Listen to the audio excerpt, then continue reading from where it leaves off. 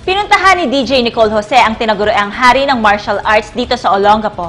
Kilalanin natin ang sikat na batang gapo.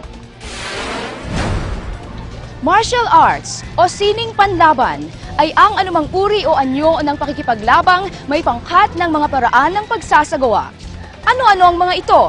Ano-ano ang mga benepisyo ng kaalaman sa larangang ito? Tara at alamin natin mula sa ating sikat na batang gapo. Sa edad na 62, marami sa atin ang nag-aakala na edad na ito ng pagre-relax para sa ating mga senior citizens o nakatatandang mahal sa buhay.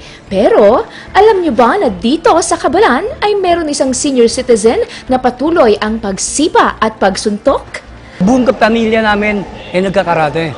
Ang kuya ko, instructor ko, kapatid kong lalaki, yung dalawang kapatid kong babae na sa States, nag-aaral ng judo. At the same time, talagang hinilig ko to eh.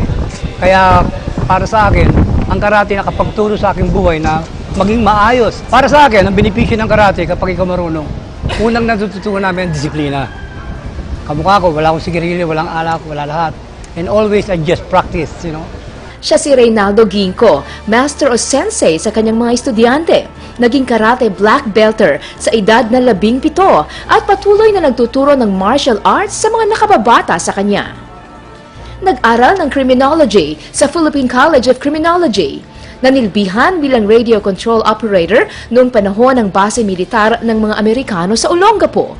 Naging Philippine Constabulary Karate Military Instructor simula 1982 hanggang 1986 at naging barangay kagawad ng New Cabalan sa loob ng 13 taon. Kasi nga sa kakayahan, we have a line of poverty. Maraming gustong mag-aaral ng karate but they can afford. Tulad nga sinabi ko, ang taekwondo. If you don't have 20,000, you cannot practice any taekwondo. But us, karate, tinuturuan ko sila ng libre para sa ganun, makita nila ang kahalagahan ng martial arts ng buhay. Hindi sila makapagbayad, okay lang yun. Basta ang gusto ko lang, matuto sila and then later on, to become an instructor also. Palagay ko, unang-una, kailangan maging dedicated sila sa kailang ginagawa. Kasi kung wala kang dedication sa buhay mo, bilang mag-instructor, napakahirap. Andiyan yung masaktan ka, no? Andiyan yung maggastos ka, lalo pag meron lumapit sila, may problema, membro mo, bilang instructor, tutulungan mo rin sila. Sinubukan kong magpaturo ng ilan sa mga basic self-defense moves na kahit tayong hindi mga martial artist ay pwedeng matutunan. Mahusay na instructor si Master Ray, pero importante ang focus at kahandaang masaktan ng mga gustong matuto sa larangang ito. Martial arts o self-defense ay mahalaga para sa mga sitwasyong kailangan nating ipagtanggol ang ating sarili. Ngunit dapat nating tandaan na ang ganitong klase ng kaalaman ay ginagamit lamang sa kabutihan.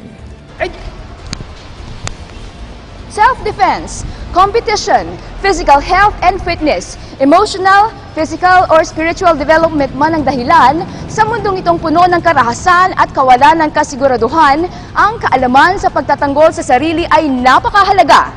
Bigyan nating importansya.